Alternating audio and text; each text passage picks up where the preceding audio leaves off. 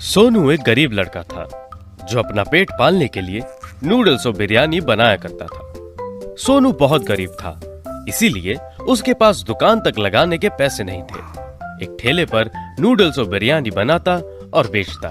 सोनू, तेरा भला हो, तू इतना अच्छा नूडल्स इतने सस्ते में बेचता है, इसी कारण हमारा पेट भर जाता है।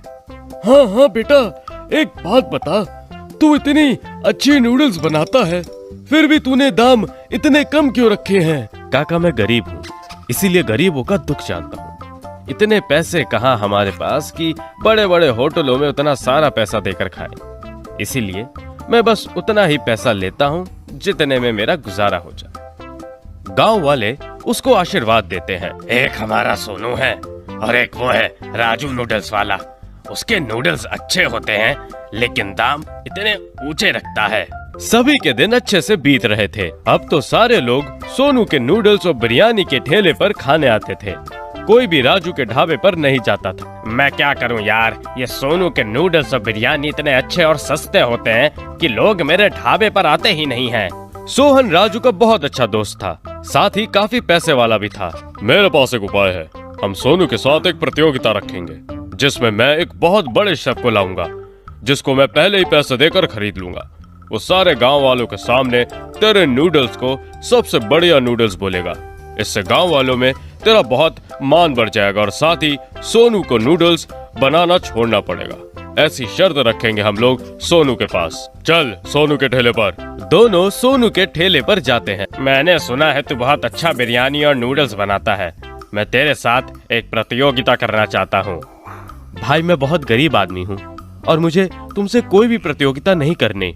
तुझे प्रतियोगिता करनी ही पड़ेगी, वरना मैं अपने गुंडों से तेरा ये ठेला तुड़वा दूंगा। बेचारा सोनू ना चाहते हुए भी प्रतियोगिता के लिए मान गया।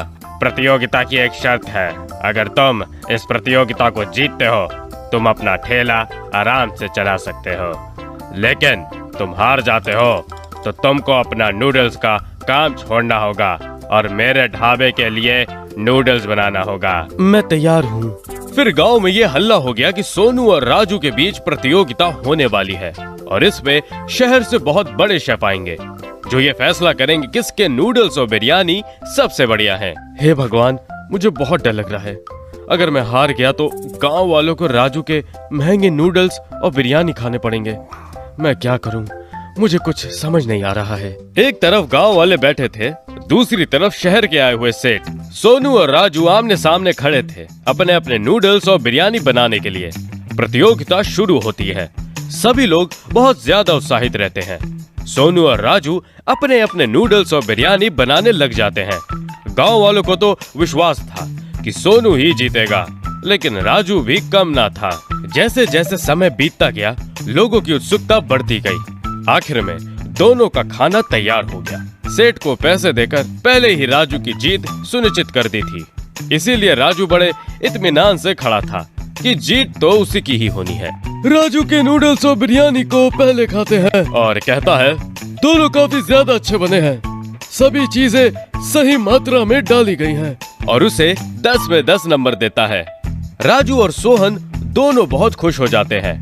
गांव वाले तो अब ढाबे पर ही खाने आएंगे और साथ ही सोनू भी उसके ढाबे पर काम करेगा नौकर बनके। फिर सेठ ने सोनू के नूडल्स और बिरयानी खाए। वो कुछ देर तक मौन रह गया और उसकी आंखों से आंसू बहने लगे। सभी लोग बहुत आश्चर्यचकित हो गए कि क्या हुआ, आखिर सेठ की आंखों में आंसू क्यों आ गए।